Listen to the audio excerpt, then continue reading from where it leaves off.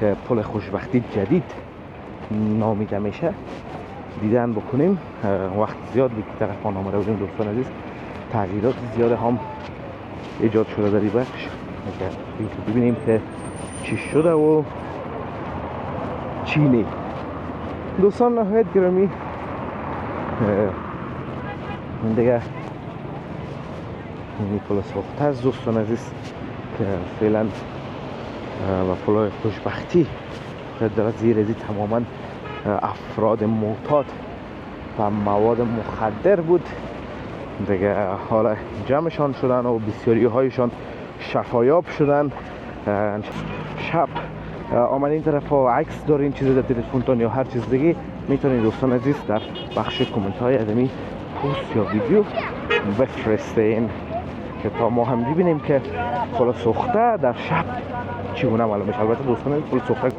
سلام عزیزان دل، انشالله که خوب و صحتمند باشین و زندگی و روزگارتان به خوبی خوشی و آرامی سپری شد. دوستان عزیز طبق وعده‌ای که براتون داده بودم امروز آمدیم که از پل سوختی قدیمی که پل خوشبختی جدید نامیده میشه دیدن بکنیم. وقت زیاد به طرف آن آمده بودیم دوستان عزیز، تغییرات زیاد هم ایجاد شده در این بخش. ببینیم که چی شده و چی نه. دوستان نهایت گرامی، این دیگه خود پل ساخته شهر کابل است که به بسیاری ها خاطر است، چی خانواده ها چی خود مرد ها یا هر کس دیگه عزیزانشان روزها و شبها خصوصا در این وقت سال در سردی که دوستان عزیز هر روز تلفات میدادن در اینجا در ذهنشان است. ببینیم دوستان عزیز یخ گرفته، میبینیم که روار یخ گرفته، انشالله که جای نلخشیم و نفتیم دیگه.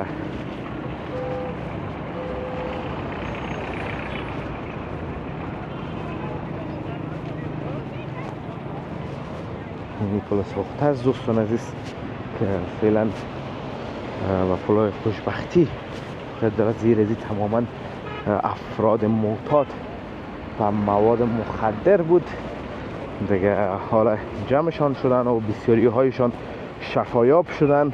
انشالله که خداوند مسئولین ما را خیر نصیب بگردانه و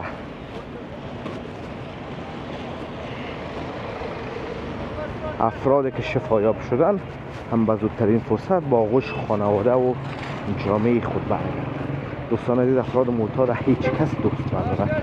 عمل هر چیزی که باشه بسیار که کار زشت و ناپسند است، خصوصا در جامعه‌ای که به جوانایش ضرورت داره و جوانا معتاد شون و در زیر پل سوخته دیگه باز واقعا مشکل ساز میشه و کمتون نیست که خیلی زیاد بودن دوستان.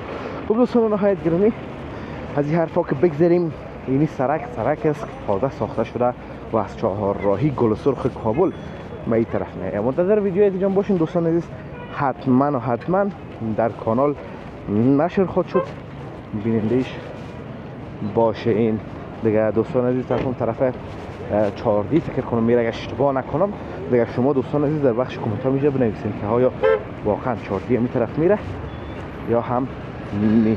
اما دیگه باز از این طرفش دوستان عزیز کاملا مطمئن هستم که میره طرف دشت و برچی شهر کابل. البته دوستان عزیز نگفتن نمونه که این چهارراهی 4D است اگر اشتباه نکنم. البته بازم میگم که معلومات نگرفتیم مقدر در لوحه‌اش همون طرف نوشته است، لوحه هم نخوندیم.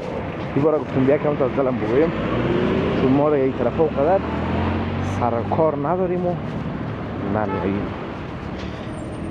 این منطقه را دیگه دوستان عزیز مردمان قوم هزاری ما بسیار خوب میشناسن، چرا که زیادشان دوستان عزیز در امی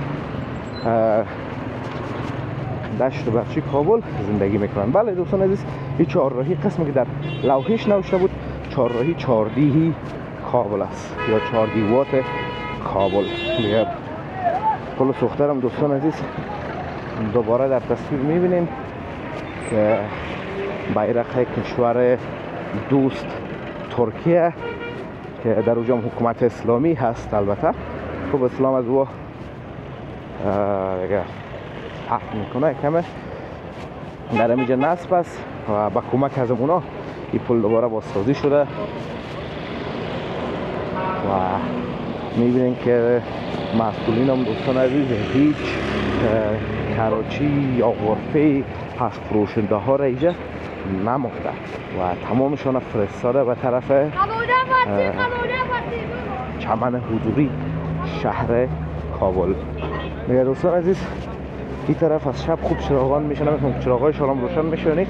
من از شب تال نامده، مگر شما از شب آمدین این طرف ها عکس دارین چیزی در تلفنتون یا هر چیز دیگه میتونید دوستان عزیز در بخش کامنت های ادمی پست یا ویدیو بفرستین که تا ما هم ببینیم که پل سوخته در شب چگونه معلوم میشه. البته دوستان عزیز پل سوخته گفتنش دیگه اشتباهه، هیچ کدام ما و شما نباید بگوییم اگر چی عادت کرده باشیم. نام از این پل خوشبختی هست و نامش تغییر خورده از پل سوخته با پل خوشبختی شهر کابل. یعنی متر دوستان عزیز اول پل هوایی میره قلعه نو و از قلعه نو باز دوباره میایم پل هوایی میرویس میدان یا همون هتل سنگی شهر کابل. اینجا دوستان عزیز دوباره کم از دست فروش ها را میبینیم در تصویر که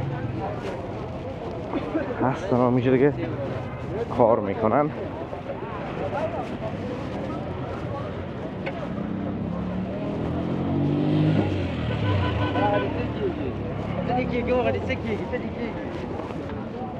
و اندازه سابق نیست، شما که ویدیو سابق ما را دوستان عزیز در کانال بیننده باشین که ما از اینجا گرفتیم، از گلای دواخانه گرفتیم، لباس میفهمین که اینجا چقدر بیربار بود و چی بود و چی میگه اینجا راش به فروشی هست و بعضی چیزهای دیگه دوستان عزیز. بیشتر دیگه طرف کوتی سنگی شهر کابل میره. اینجا دوستان عزیز سرای جور کرده بود برشان، ما داخل سرای نمیریم، سرای جور کرده با کراچی ها هم داخل سرای بودن دیگه، میوه و ترکاری را موزه با فروش میرساندن.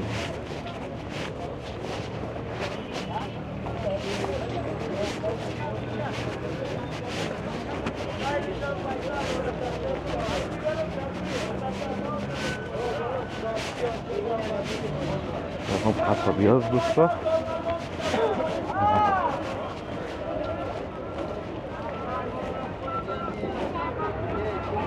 طرف دوستان از قلعه واحد است. قلعه واحد سرک 8 ناحیه 5 شهر کابل. خوب دوستان نهایت گرامی و عزیز، انشالله که از ویدیو خوشتون آمده باشه، از ویدیو لذت برده باشین، ویدیو را لایک کرده در کانال همچنان سابسکرایب کنین تا ویدیوهای بعدی همه به الله متعال پاک خوب بینیاز می سپاریم. روزگار خوب و خوش داشته باشین و در پناه الله متعال باشین. الله حافظ و مددگار همه‌تان.